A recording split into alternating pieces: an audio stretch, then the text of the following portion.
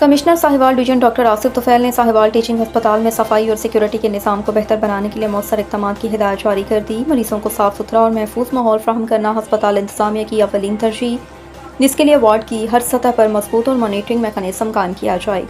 یہ ہدایات انہوں نے اپنے دفتر میں منعقدہ جائزہ اجلاس کی صدارت کرتے ہوئے دی، جس میں additional commissioner coordination doctor Saifullah بھٹی، principal Sahiwal medical college professor doctor محمد Akhtar, medical superintendent doctor Faisal Waheed, chief security officer doctor فرق شہزاد اور دیگر افسران شریک تھے۔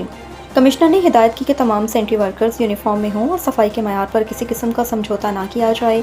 سیکیورٹی اور جینیٹوریل اسٹاف کی محکمہ سوشل سیکیورٹی اور لیبر میں رجسٹریشن یقینی بنانے اور آؤٹ سورس ملازمین کو کم از کم 40,000 روپے ماہانہ تنخواہ کی ادائیگی پر بھی زور دیا۔ اجلاس میں بتایا گیا کہ ہسپتال میں اس وقت 278 سیکیورٹی اور 289 جینیٹوریل ملازمین خدمات سر انجام دے رہی ہیں۔ کمشنر نے واضح کیا کہ ہر سطح پر مختلف اور سخت نگرانی سے ہی بہترین سہولیات کی فراہمی ممکن ہے۔